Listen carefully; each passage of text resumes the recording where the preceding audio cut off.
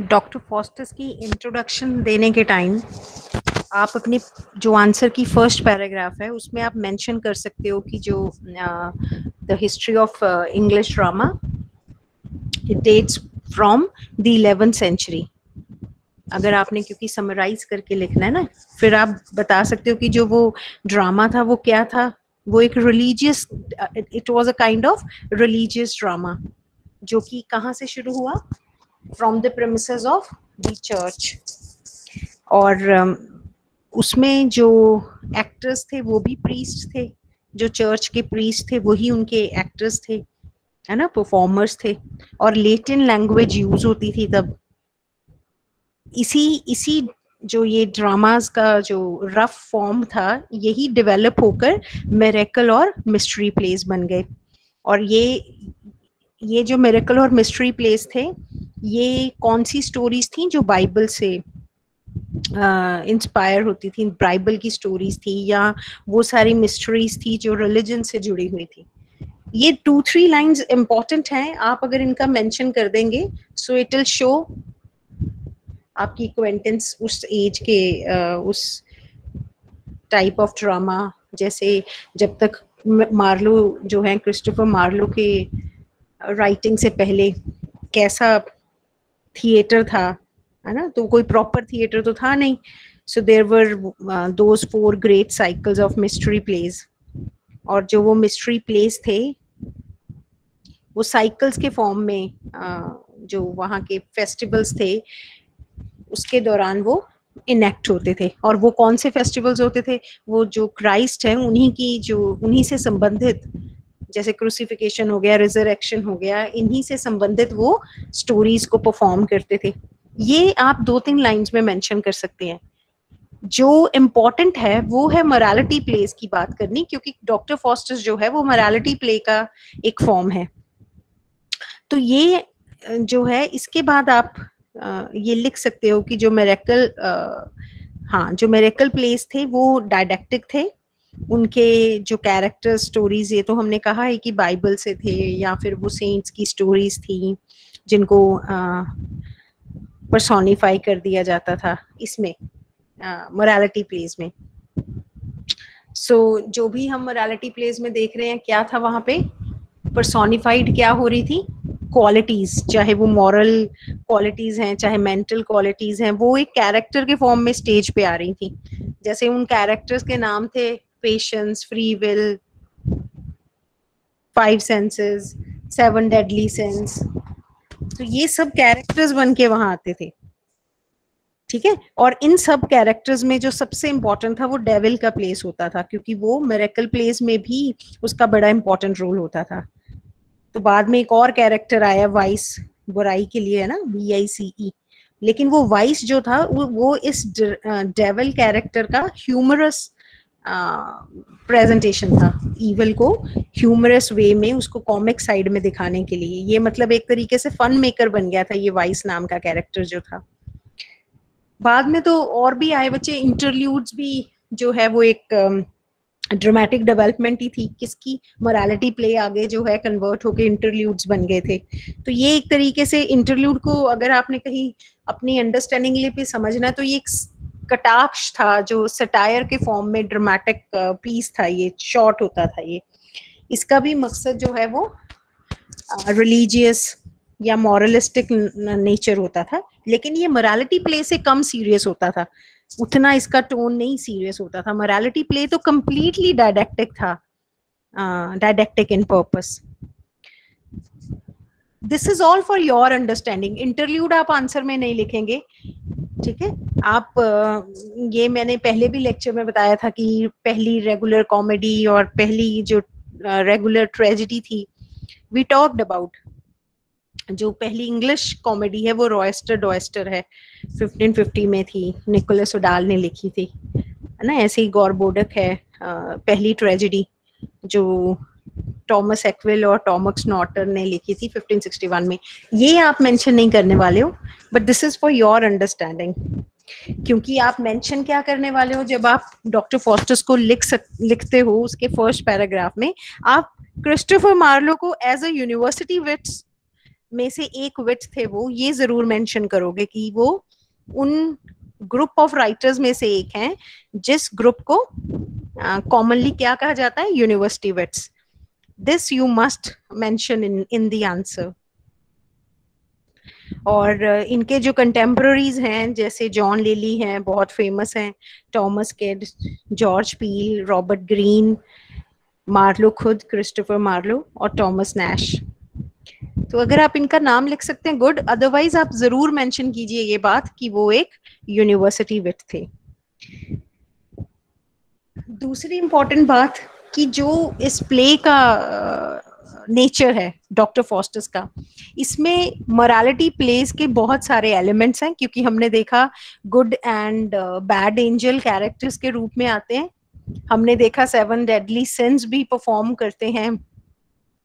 और we see that this whole play, ये पूरे का पूरा प्ले ही उस ग्रीड ओवर रीचिंग एस्पेक्ट से जुड़ा है, जिसमें उस टाइम की फिलॉसफी को समझाया भी गया कि गॉड से बियॉन्ड ह्यूमन बीइंग नहीं जा सकता, और अगर वो जाने की कोशिश करता है so he will have to face the damnation.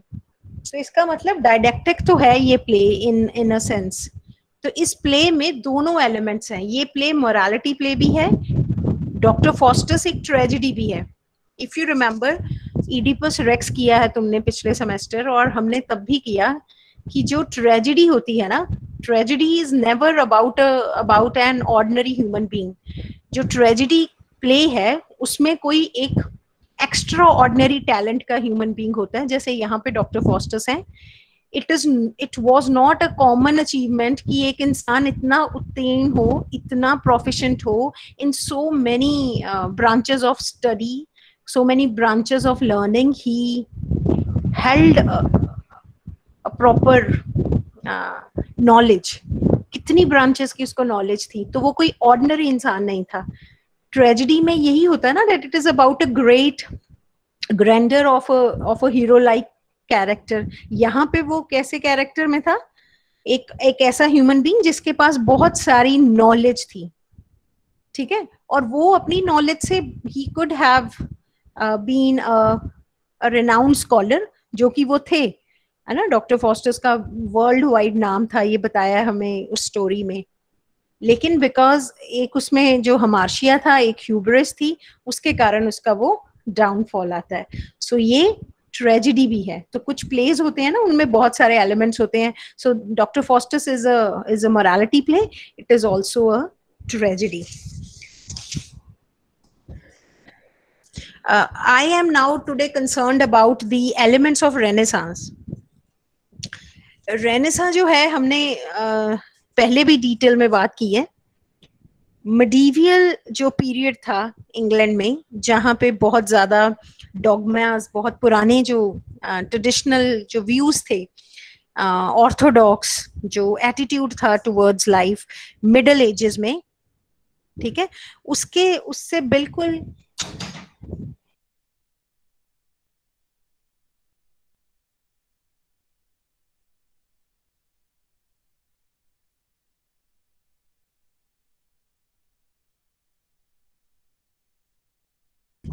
उससे बिल्कुल अलग एक ऐसी थॉट आई जहां पे रिवाइवल था, जहां पे इस सारी सोच से ऑपोजिट थॉट आया. ह्यूमन माइंड के जो थॉट थे वो क्या थे, थॉट्स ही है ना जो सभ्यताओं में, कल्चर्स में, सिविलाइजेशन में चेंज लेके आते हैं. So that means middle edges के जो वेज ऑफ थॉट थे ये सब एंड हो रहे थे, और रेनेसां का एक टाइम था जब एक हेरोल्ड किया गया, जैसे बिगुल बजता है किसी नई सोच का, that ushered through this period of renaissance. ये 14th सेंचुरी से हम अप्रोक्सीमेटली मान सकते हैं 1350 के अराउंड की ये मूवमेंट जो रेनेसां की थी, वो शुरुआत उसकी जो मूवमेंट की स्टरिंग्स थी ना, वो फील होने लग गई थी. कहाँ हुई थी ये? Italy. Italy was the epic centre of this movement. और फिर वो इटली से अलग अलग जो कंट्रीज हैं यूरोप की, वहां पहुंचा 15th century, 16th century, early 17th century. England की हम बात करें तो यहाँ वो 16th सेंचुरी की बिगिनिंग में इट बिगैन, रेनेसां जो है। और बाय द टाइम जो क्लोजिंग ईयर्स हैं 16th सेंचुरी के, वहां बिल्कुल क्लाइमेक्स पे था, और 17th सेंचुरी के अर्ली ईयर्स में रेनेसां के पूरे एलिमेंट्स हैं। नाउ लेट अस सी ये क्या था रेनेसां। रेनेसां मैंने जो, जब हम हिंदी में इसका ट्रांसलेशन देखते हैं, so it is something that is पुनर्जागृत किया हुआ ना, समथिंग दैट इज पुनर्जागरण। सो यू से पुनर्जागरण इन इंग्लिश, रिवाइवल। किस चीज का पुनर्जागरण हो रहा था? उस इंटरेस्ट का जो पहले खत्म हो चुका था। किसका इंटरेस्ट? क्लासिकल बुक्स की तरफ जो इंटरेस्ट था, जो बिल्कुल जीरो हो गया था, उसमें इंटरेस्ट रिवाइव हुआ। और एक जब क्लासिकल नॉलेज पढ़ी तो एक आउटलुक पूरे यूरोपियन प्रोविंसेस का लाइफ की तरफ वो बदला। कौन सा? अब देखो, तुम सबने लास्ट सेमेस्टर में क्लासिकल राइटर्स पढ़े हैं, so it refers to specially Greek outlook on life. क्यों? क्योंकि ग्रीक्स का जो आउटलुक था ना लाइफ के लिए, वो इन फीचर्स पे डिपेंडेंट था। Individualism, worldliness, humanism. Medieval mind में, मिडीवियल एजेस में क्या होता था? सबसे ज्यादा फेथ में, बहुत फेथ को एनकरेज किया जाता था। ठीक है, कौन सा faith? That God is the creator, God omniscient है, ओमनीपोटेंट है। ठीक है, पावर भी और नॉलेज भी गॉड के पास रेस्ट करती है। ये मिडिल एजेस के थॉट थे कि जो भी ये क्रिएशन है ना, ये एक ग्रेट मिस्ट्री है, और इसके सीक्रेट कभी भी they can never be known to man. So God alone is the glory of this universe. और मैन जो है, ह्यूमन बींग्स जो हैं, वो फॉलन है, विकेड हैं, सिंफुल हैं, इनसिग्निफिकेंट क्रीचर्स हैं, क्योंकि उनकी जो सोल होती है वो हमेशा टेम्प्ट हो जाती है जब भी कोई सेंसुअल प्लेजर्स या जॉयज आते हैं लाइफ में। जो ग्लिटरिंग मटेरियलिज्म है वर्ल्ड का, या जो वैनिटी है पावर की, सत्ता की, नॉलेज की, फेम की। और खुद को ह्यूमन बींग्स ये मिडिल एजेस में मानते थे कि खुद को इन सब टेम्पटेशन से बचाने के लिए ये एक ह्यूमन बीइंग की ड्यूटी है कि वो गॉड को वर्शिप करे और गॉड की विल को हर एक एस्पेक्ट में एक्सेप्ट करे, और हमेशा उसके मन में ना ह्यूमैनिटी का जो एटीट्यूड है वो बना रहे। तो सबसे बड़ा पाप जो माना जाता था, सिन जो माना जाता था, वो प्राइड होता था। ये वो थॉट्स थे फेथ में। ये एज ऑफ फेथ माना जाता है मिडिल एजेस में। तो ये वहां पे एक्सपेक्ट किया जाता था कि man, a human being, should not be arrogant. और जो उसकी अगर वो बहुत ज्यादा क्यूरियस हो रहा है एक इंसान, एक बहुत ज्यादा उसके अंदर जिज्ञासा है, इसको भी फ्लॉ माना जाता था। क्योंकि ह्यूमन बीइंग को माना जाता था कि ये लाइफ उसको इसलिए दी है ताकि वो अपनी नेक्स्ट वर्ल्ड में, जो ये बहुत स्ट्रॉन्ग फेथ था that human being is given this life to prepare for the next world. और इसीलिए हमेशा से गॉड की ग्रेस पे डिपेंड करना है ह्यूमन बीइंग ने, because this is the surest means, एक ऐसा जरिया है जिससे वो मोक्ष प्राप्त कर सकता है, साल्वेशन प्राप्त कर सकता है अपने सोल के लिए। So that means this was the thought of middle ages कि नेक्स्ट वर्ल्ड के लिए प्रिपेयर होना है। वो इटर्नल ब्लिस का टाइम है और वो सिर्फ डेथ के बाद मिलता है।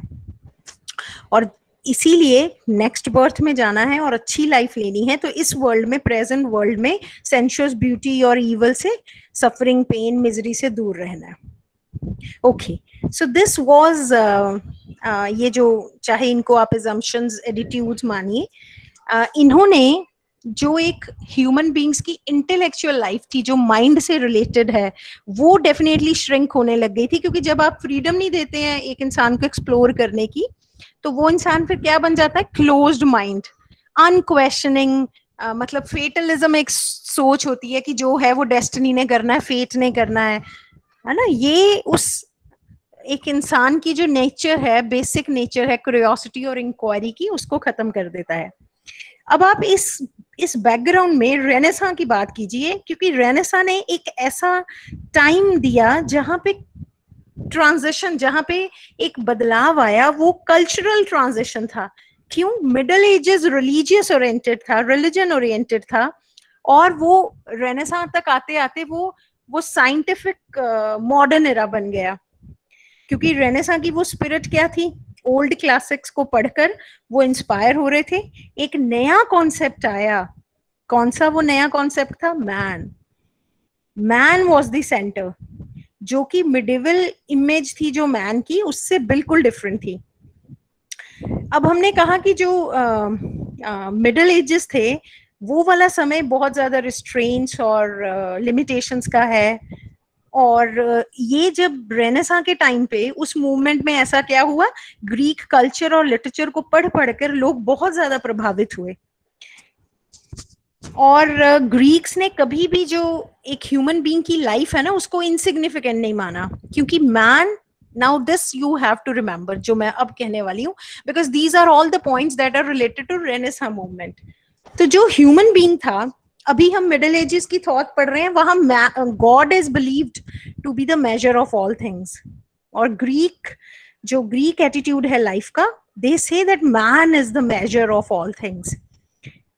क्रिश्चियंस गॉड को ग्लोरीफाई करते थे, और ये मानते थे कि जो ह्यूमन बीइंग है वो सभी क्रीचर से सबसे वंडरफुल क्रीचर है, उसके पास रीजन है, इंटेलिजेंस है, ब्यूटी है ना। लेकिन जो एक ह्यूमन माइंड के पास एबिलिटी है, क्षमताएं हैं, पोटेंशियल है, वो बहुत अच्छा एसेट है अगर उसको अच्छे से कल्टीवेट किया जाए, अगर उसको अच्छे से यूज किया जाए। So the human being can be transform as a master of the world. ठीक है, ये सब किसके थॉट्स थे? ये सब Greeks way of thinking. Christians क्या कह रहे थे? God was to be glorified, man was subservient to God. Man excel कर सकता है, ह्यूमन बीइंग एक्सेल कर सकता है, but not beyond God. Greeks ये थॉट लेके आए, रीजन, इंटेलिजेंस, ब्यूटी, इसको सही तरीके से यूज करना, and then you can be the master of the world. ये थॉट तो पहले थी ही नहीं। सो दैट मीन्स ग्रीक्स का वो थॉट था जो एक स्ट्रॉन्ग इंडिविजुअलिस्ट बनाकर प्रोजेक्ट करता है ह्यूमन बीइंग को। उनके पास स्ट्रगल का एक मैसेज है, और ये स्ट्रगल, ये संघर्ष किसके लिए है? इन्नेट कैपेबिलिटीज, पोटेंशियलिटीज को होन करना, शार्प करना। कौन सी है ये capability? Physical, intellectual, philosophical, aesthetic. अब तुम इन सब के बैकग्राउंड में जो तुम ये सुन रहे हो, इसमें डॉक्टर फॉस्टर्स को देखो as a character, and you see that this person, he had all the aspirations of this Renaissance spirit। क्योंकि ग्रीक्स भी बहुत ज्यादा इस वर्ल्ड के जॉयज में इन्वॉल्व थे। वो चाहते थे कि इस वर्ल्ड को एक्सप्लेन किया जाए, एक्सप्लोर किया जाए, जितना रीजन लगा के, एक्सरसाइज करके रीजन लॉजिक को और ज्यादा अंडरस्टैंडिंग किया जाए। So Greeks never bothered, never worried about salvation, bliss of the next world. वो तो बहुत ज्यादा जो आइडियल था ब्यूटी का ना, उसके लिए फैसिनेटेड थे कि एक human body, it's a beautiful human body, और उसकी जो एक नेचुरल वर्ल्ड में उसकी एम्बॉडीमेंट है, उसको वो यूलोजाइज करते थे। और ग्रीक्स की जो एक्सप्रेशन है, चाहे वो पोएट्री में, चाहे पेंटिंग में, चाहे मूर्ति की कला, जो स्कल्पचर्स हैं, वहां पे उन्होंने हमेशा से अपना विजन ऑफ ब्यूटी को एक्सप्रेस किया है। अब हम जब ये सारी चीजें समझ रहे हैं, हमने ये सारे एस्पेक्ट्स इस प्ले के अंदर एक्सप्लोर करने हैं। ठीक है, if you get an answer that discuss this play as a renaissance, so you need to understand कि रेनेसां जो है वो कौन सी मूवमेंट है। ठीक है, तो हमने मिडल एजेस का एज ऑफ फेथ के तौर पे इसको समझा है। इस मूवमेंट से जो बदलाव आया, वो सबसे बड़ा बदलाव क्या आया कि जो होल्ड था ना रिलीजन का, वो लूजन होना शुरू हो गया था। क्योंकि होल्ड जो था रिलीजन का, वो ह्यूमन माइंड पे था, और बहुत ऐसी बहुत ऐसी स्टोरीज थी, बहुत ऐसे वेज थे जिनसे ये बताया जा रहा था कि जो ह्यूमन बीइंग्स है ना, उनको थ्रेटन करके ऐसी स्टोरीज, डायडेक्टिक स्टोरीज की उनको गॉड की ओमनीपोटेंस या हेल के हॉरर्स के बारे में डराया जाता था, या एक आइडिया बताया जाता था कि सिंफुल सोल का जो स्टेट है वो कितना बुरा है। और ये सब जो है वो बदलाव में आया रेनेसां के कारण, क्योंकि अब जो इम्पोर्टेंस गॉड को अब तक दी जा रही थी वो विद द रेनेसां अराइवल ये importance was shifted to man. Another importance was shifted to the this earthly life instead of the other, the coming life, the coming world after death. उसकी तो बात ही नहीं हो रही थी, अब earthly life की बात हो रही थी. और ये जो बड़ा इम्पोर्टेंट रेवोल्यूशनरी कॉन्सेप्ट आया है ना कि जो गॉड की तरह man is also a germ of a God, मतलब man can also be the glory of the universe, ये एक नई बात थी. मैन का जो रीजन है that was the greatest gift. ये जो बातें हम कह रहे हैं कि man became the centre of the universe, है ना, the whole approach was shifted towards man, और man के pleasures, man के achievements वो चाहे philosophical achievement हो, चाहे intellectual हो, चाहे aesthetic हो, चाहे physical हो, इस attitude से humanism भी rise और grow करता है. अब ये क्या है ह्यूमनिज्म? ह्यूमनिज्म कहता है, उस विचारधारा को ह्यूमनिज्म कहते हैं, उस व्यू को ह्यूमनिज्म कहते हैं जहां पे एक इंडिविजुअल को ये राइट दिया जाता है कि वो फुली ग्रो करे, फुली डेवलप करे. ठीक है, कोई ऐसी व्यू नहीं है कि कोई आफ्टर लाइफ है और उसमें रिच ब्लिस मिलेगा. The human being is given the right atmosphere, liberty, कि वो रीजनेबली सेटिस्फेक्शन जो होती है बॉडी की ना, उसको भी इंजॉय कर सके. और वो भी उतना ही इम्पोर्टेंट था बॉडी का, जो बॉडी के लिए जो प्रेफरेंस थी, जितनी माइंड और सोल के लिए उसको नरिश करने के लिए कंसर्न दिखाते थे. सो दैट मीन्स ह्यूमनिज्म भी रेनेसां से जुड़ा है, और ये इस बात को और ज्यादा एक्सप्लिकेट करता है कि जो ह्यूमन बीइंग है ना, वो अगर अपने इंटेलेक्चुअल पावर्स को अच्छे से यूज करे, अपनी माइंड की पावर को, intellectual is related to intellect, और इंटेलेक्ट बुद्धि को कहते हैं, तो माइंड के पावर से ना वो हर किस्म के ट्रूथ को समझ सकता है. यूनिवर्स में कुछ ऐसा मिस्ट्री नहीं बची है जो ह्यूमन बीइंग एक्सप्लोर नहीं कर सकता. मेडिवियल जो क्रिश्चियनिटी थी वो हमेशा से एक ही आइडियल ऑफ लाइफ को स्ट्रेस एम्फेसाइज करती रही थी, और वो थी a human being should prepare for. ठीक है, और जो स्पिरिट है वो इतनी हाई होनी चाहिए. कौन सी स्पिरिट? इनर स्पिरिट, सोल, जो कि बॉडी से बहुत हाई है उसका स्टेटस. जो फेथ है, विश्वास, आस्था जिसे हम कहते हैं, वो फेथ इतना इंपॉर्टेंट मीन्स माना जाता था कि कभी भी आप अपनी डाउटिंग इंटेलिजेंस में हैं तो जो आस्था है वो एक तरीके से फेथ गाइड बनता था लोगों का. ये सब मेडिवियल क्रिश्चियनिटी के थॉट थे.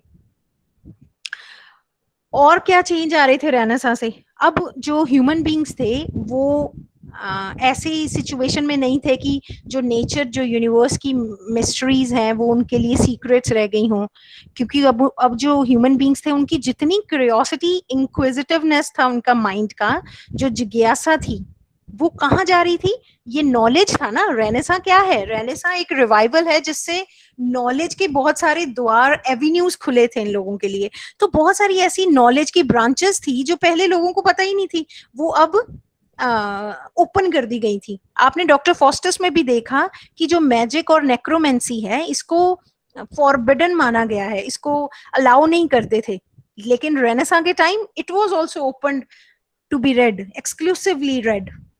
जो प्राइड था, एक ह्यूमन बीइंग का प्राइड है ना, उसको तो फ्लॉ, एक सिन की तरह देखते थे.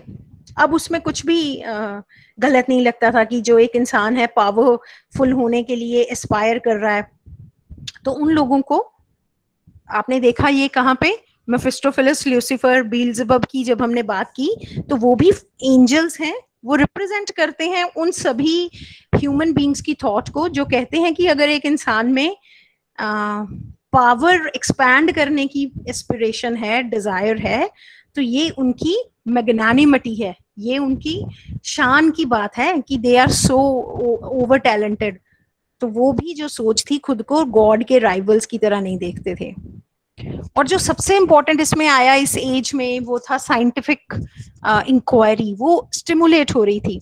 इससे पहले साइंस में इतना लोगों ने काम नहीं किया था जितने मैथमेटिशियन, ज्योग्राफी को लेके हमने देखा कि कोलंबस ने अमेरिका भी डिस्कवर किया। और रेनेसा में जो सोच का, जो एटीट्यूड टुवर्ड्स लाइफ का चेंज था, वो ये भी था कि जो ह्यूमन बीइंग की लाइफ है ना, वो बहुत शॉर्ट लिव्ड है, और इसको हमेशा से सिन से बचाकर रखने की एक अपील की जाती थी डायडेक्टिक क्रिश्चियनिटी के जो थॉट्स थे। लेकिन अब रेनेसा ने क्या कहा, seize the day, you should make the best of the present life, और जितनी आपके पास इंडिविजुअल पावर्स है ना, उसको मैक्सिमम यूज करो। ये सारी बातें डॉक्टर फॉस्टस का कैरेक्टर इस प्ले में कर रहा है। और जो और इम्पोर्टेंट, जहां से बिगनिंग होती है इस प्ले की, हमें दिखाया जाता है कि डॉक्टर फॉस्टस जो हैं वो एक ऐसे कैरेक्टर हैं जिनके अंदर जिज्ञासा, नॉलेज की बहुत है। He wanted to learn more and more, और उसके बाद वो नॉलेज को क्या यूज करना चाहते हैं, to hold power. He wanted to master the whole universe. और जब ये वर्ल्ड जो है ये एक गुड प्लेस है टू एक्सप्लोर द पावर्स, तो उन्होंने कहा कि इस डिजायर, इस लॉन्गिंग में भी कोई बुराई नहीं है कि एक इंसान अपने वर्ल्डली रिचेस, वर्ल्डली पावर और वर्ल्डली नॉलेज को एक्सपैंड करना चाहता है। तो आप जो इन सब चीजों को ऑब्टेन करने में, मटीरियलिज्म में कोई बुराई नहीं है, ठीक है। और इसके लिए अगर आपने रिचेस और पावर और नॉलेज एक्वायर करनी है, तो मैकाइवली बहुत इंपॉर्टेंट थिंकर थे इस टाइम के, उन्होंने तो कहा कि आप डिसीट, कनिंगनेस, कुछ भी यूज करो। सो ही गेव दिस आइडिया कि कुछ बुरा ही नहीं है अगर आप किसी की टेरिटरी स्नैच कर लेते हैं, बाकियों को आप अपने सब्जुगेट अंडर कर देते हैं, क्योंकि ये तो इंपीरियलिज्म जो है, आप एक्सपैंड कर रहे हैं अपनी पावर को। तो there is no need to put restrictions.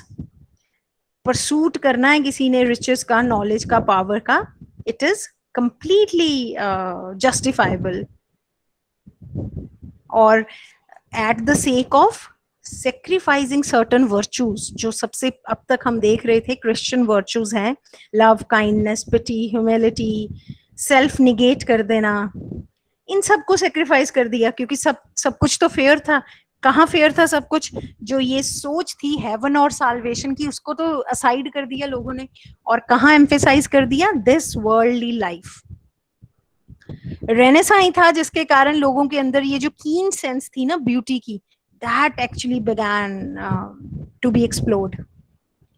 तो ये जो लवलीनेस है इन नेचर, द ब्यूटी, वो हम पोएम्स और वर्क्स ऑफ आर्ट में भी देखते हैं।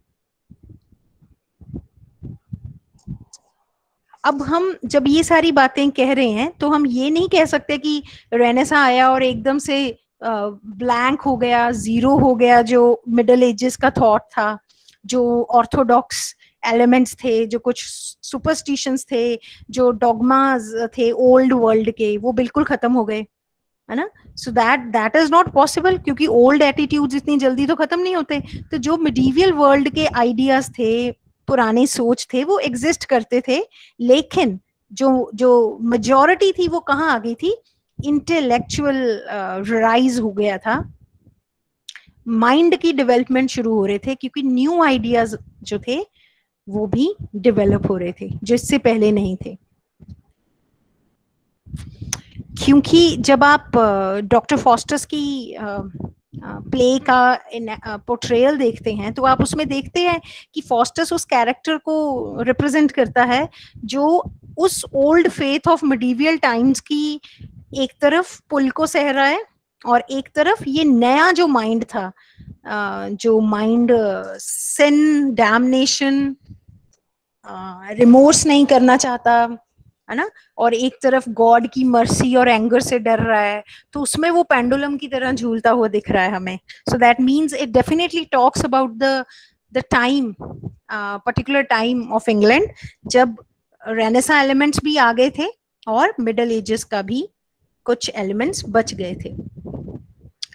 सो you will definitely then you can say, ये सारा जब आपके बैकग्राउंड दिमाग में ये आइडिया जब आपके मन में आ जाएगा तो आप बिल्कुल कहेंगे कि चाहे वो बेस्ट हो फॉर्म ऑफ आर्ट, चाहे वर्स्ट हो, रेनेसा जो है हमें हर जगह रिफ्लेक्ट होता है उस टाइम की राइटिंग्स में, उस टाइम की आर्ट्स में. और क्योंकि ये यूनिवर्सिटी विट्स थे में से एक थे Christopher Marlowe, so he was completely well versed जो क्लासिकल स्टोरीज, ग्रीक मिथ्स थे. और इसीलिए जब आप इस प्ले को देखेंगे इसमें इतनी एल्यूजन्स हैं, इतने रेफरेंसेस हैं गॉड्स एंड गॉडेसेस के. जुपिटर जो हैं उनके जो लव अफेयर्स हैं गॉडेसेस और निम्फ्स के साथ, है ना. हेलन जो है ट्रोजन वॉर की, पेनलोपी, अपोलो जो है गॉड, होमर और जो एम्फियन थे, सबके मतलब इतना ज्यादा रेफरेंसेस हैं इस प्ले में. पाइथागोरस की बात होती है ना, और वो ऑगस्टस की बात करते हैं. सो दैट मीन्स वी सी कि जो एक पैशन है ग्रीक्स का ना towards beauty, human body, towards natural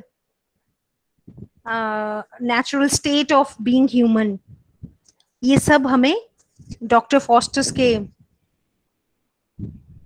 spirits में भी, डॉक्टर फॉस्टस के प्ले में भी दिखता है.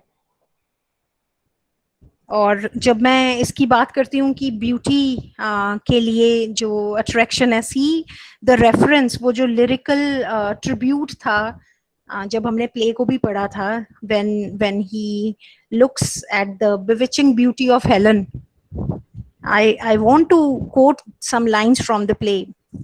Was this the face that launched 1,000 ships and burnt the topless towers of Ilium? Sweet Helen, make me immortal with a kiss. Her lips suck forth my soul. See where it flies. Dr. Faustus is talking about the beauty of Helen, right? उसका जो एक spiritual element था वो बिल्कुल खत्म हो गया था by the time he desires to see Helen. इसी पैसेज में एक इम्पॉर्टेंट पार्ट है, वो एक स्पेल बाउंड जो ब्यूटी की जिक्र कर रहा है. O thou art fairer than the evening air, clad in the beauty of 1,000 stars, brighter art thou than flaming Jupiter when appeared to hopeless Samael. So what I am trying to say here कि जो presentation जो beauty के लिए भी एक attraction था, हम ऐसे scholar से किस किस्म की ये poetic way में description है, जो एक तरीके से lyrical tribute जो present किया है, it is definitely in the spirit of Renaissance. क्योंकि जब आप Renaissance के essence को देखते हैं, आपके सामने सबसे पहले एक सुपर ह्यूमन एम्बिशन दिखता है किसी माइटी हीरो का. ठीक है, डॉक्टर फॉस्टस ने टेम्बरलेन भी लिखा, उसमें भी एक सुपर ह्यूमन एम्बिशन है उस माइटी हीरो का. ये सारे जो हीरोज हैं, कौन से हीरोज जहां पे सुपर ह्यूमन एम्बिशन है इन हीरोज के, वो चाहे डॉक्टर फॉस्टस हैं चाहे टेम्बरलेन है. अभी हम क्योंकि क्रिस्टोफर मार्लो के कॉन्टेक्स्ट में बात कर रहे हैं तो हम उनके प्लेस की बात करेंगे. तो ये जो कैरेक्टर्स थे वो ऑब्सेस्ड थे किस चीज में, वो ऑब्सेस्ड थे, जैसे डॉक्टर फॉस्टस को देखो, उसको किस चीज की सनक ऑब्सेशन थी? Power, knowledge, riches. और ये तो हम कंटेम्प्ररी सेंचुरी में भी मान सकते हैं कि ये जो जो जो इनऑर्डिनेट एम्बिशन होता है, जो ऑब्सेशन होता है, वो कभी भी सेशिएट नहीं होता, वो कभी भी क्वेंच्ड नहीं होता, वो हमेशा से इनसेशिएबल रहता है, तृप्त नहीं हो सकता इंसान उससे ना।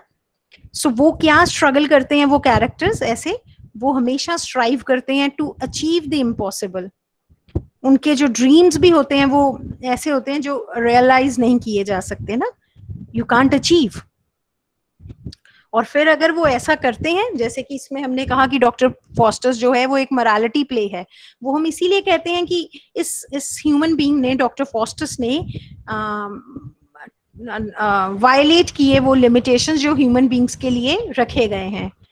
तो मोरालिटी का हर एक नियम तोड़ा है डॉक्टर फॉस्टर्स ने, and he has to pay price for it. So we see, हम पूरे प्ले में देख रहे हैं कि फॉस्टर्स की डिजायर सिर्फ क्या है? पावर। और कौन सी power? To be the master of this world, और मास्टर क्रिएटर बनना। He wanted to be equal to God. और उसको क्या लगा, जो उसका डॉक्टर फॉस्टर्स का मार्शिया बना, वो क्या बना? उसका वो एरर कि उसको लगा ब्लैक आर्ट ऑफ मैजिक की नॉलेज से, इसकी प्रोफिशिएंसी से उसको वो पावर मिल जाएगी और वो इक्वल हो जाएगा गॉड के। क्योंकि यही तो था, ये उसका थॉटलेस अटेम्प्ट था जो उसने वो कॉन्ट्रैक्ट साइन किया विद द डेविल। और हम देखते हैं कि उसका वो डिसीजन कितना ज्यादा अनफॉर्चुनेट होता है ना। लेकिन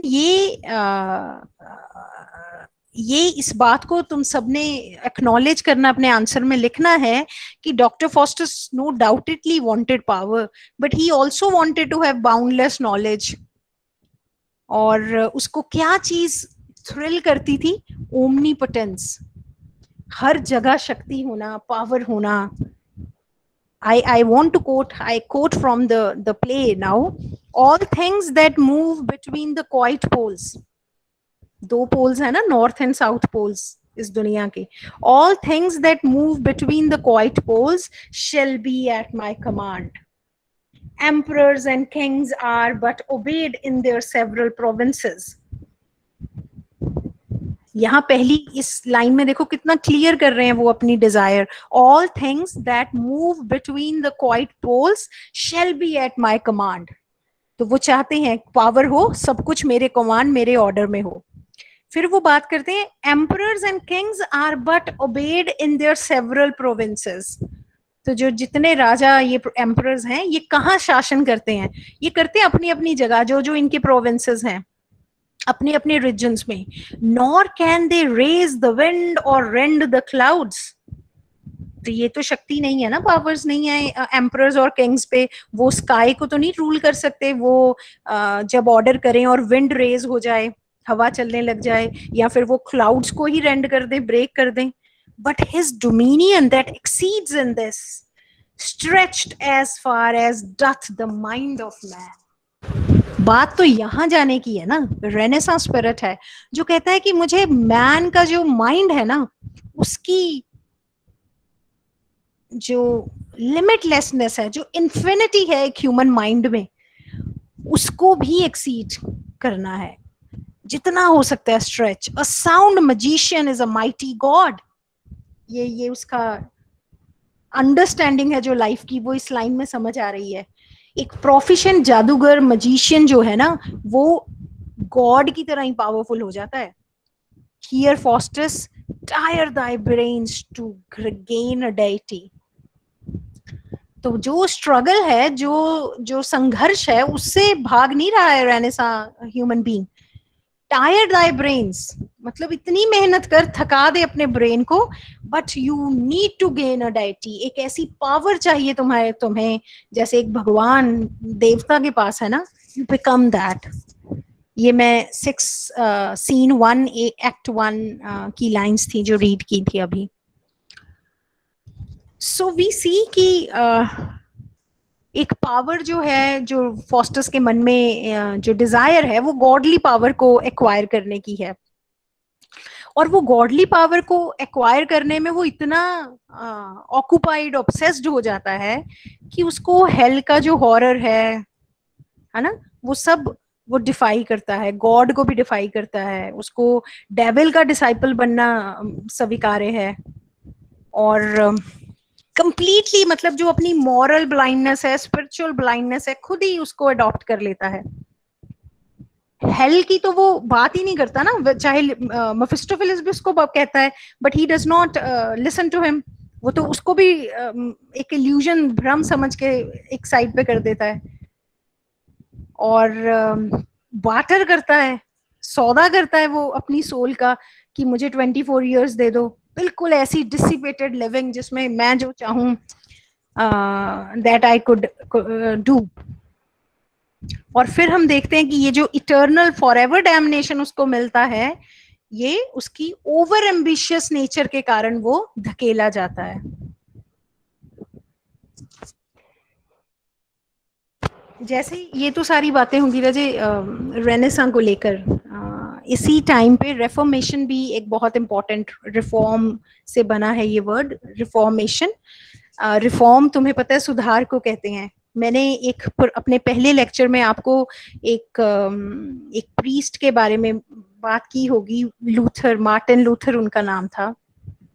रिफॉर्मेशन एक रिलीजियस मूवमेंट थी, ठीक है, ये भी रेनेसा के टाइम ही था जब ये आया, जो थॉट थी रिफॉर्मेशन की। क्योंकि रिलीजियस मूवमेंट इसलिए आई, ये एक प्रीस्ट थे मार्टिन लूथर जिन्होंने शुरू की थी, क्योंकि वो जो रोमन कैथोलिक चर्च था, जो बेस था, करप्ट हो गया था रिलीजन का। क्या था करप्शन?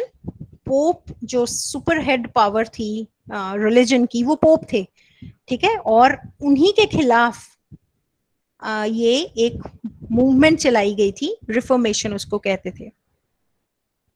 क्योंकि जो रिफॉर्मेशन था, उन्होंने कहा कि मैन का जो फेथ है गॉड में ना, वो ही एक गाइड की तरह होना चाहिए, कोई बीच में मीडिएटर नहीं होने चाहिए। और मार्टिन ने ना एक बहुत एक लाइन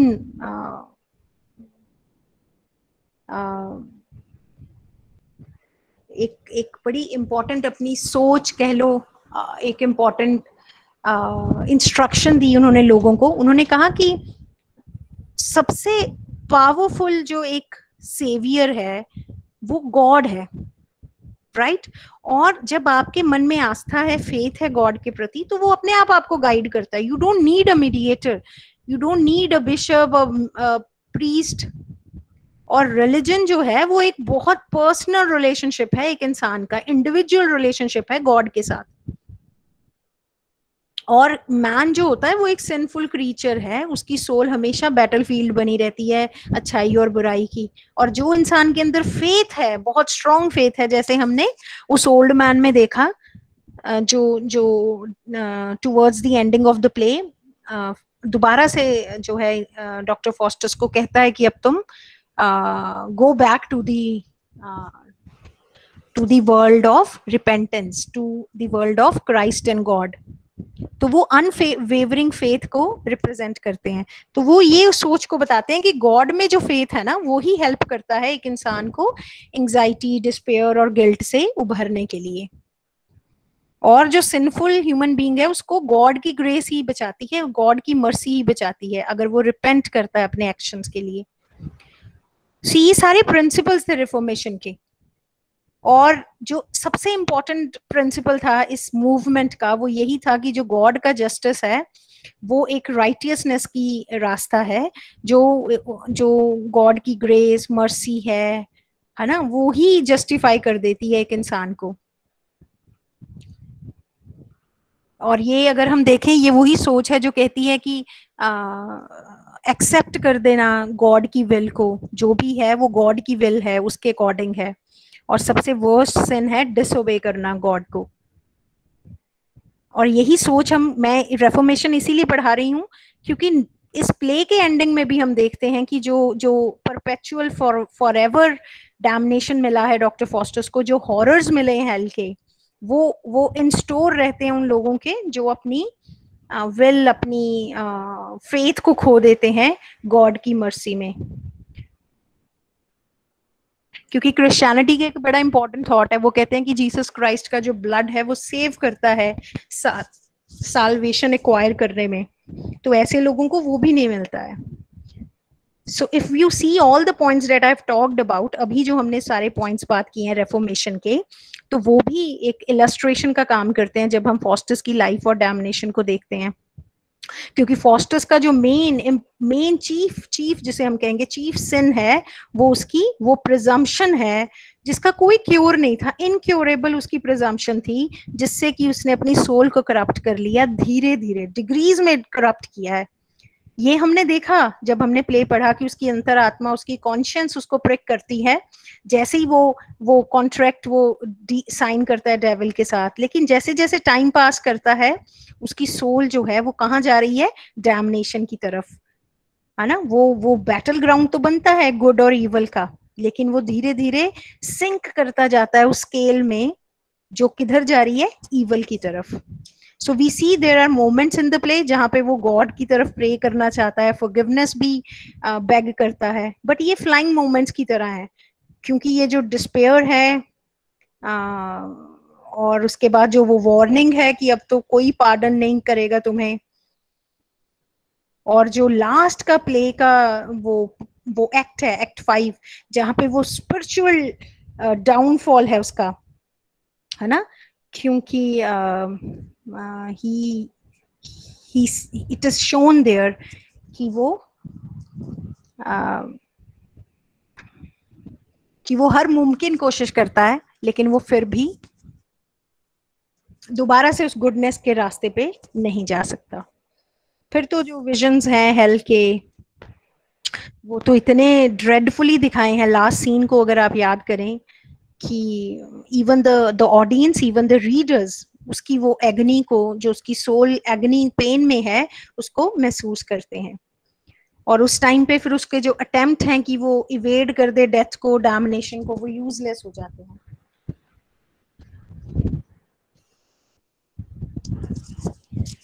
और I hope you remember these scenes, जब उसको वो ब्लड दिखता है जीसस क्राइस्ट का, और वो सोचता है कि एक सिंगल ड्रॉप भी जो है मेरे लिए इनफ है, that can wash away my sins. उसको फिर रॉथ एंगर दिखता है गॉड का, and he knows, he gets this feeling कि गॉड जो है वो मुझे पनिश करने के लिए, जज करने के लिए ईगर है। और वी सी हियर कि अब उसमें इतनी पावर भी नहीं है कि वो रिमोर्स कर सके, रिपेंट कर सके। उसने खुद ही वो कुछ सालों पहले वो गॉड का पाथ लीव किया था, और अब वो खुद ही is bound to reap the harvest of all the deeds, जो उसके ही डीड्स हैं, उसके ही वो बिटर फ्रूट्स हैं जो अब उसको टेस्ट करने हैं। सो डेफिनेटली जब आप इस प्ले को कोई भी आंसर अटेम्प्ट करेंगे, आप इस प्ले को कहेंगे कि ये एक मॉरल सरमन, उपदेश की तरह है, जहां पे वॉर्न किया गया है ऑडियंस को, रीडर्स को, किसके against, losing faith in God. So we see की जो फॉस्टस का एंड है वो एक वार्निंग है उन सभी ब्लास्फेमी में इंडल्ज हुए लोगों के लिए जो अपनी बैक कर लेते हैं गॉड की तरफ। और ये इस प्ले का एक थीम भी उभर के आता है, जो लॉस ऑफ फेथ है, जो फॉस्टस का लॉस ऑफ फेथ था गॉड में, और फिर कैसे उसकी अट्रैक्शन हुई उस forbidden black art of magic की तरफ। ये बहुत एम्फेसाइज किया है इस प्ले में।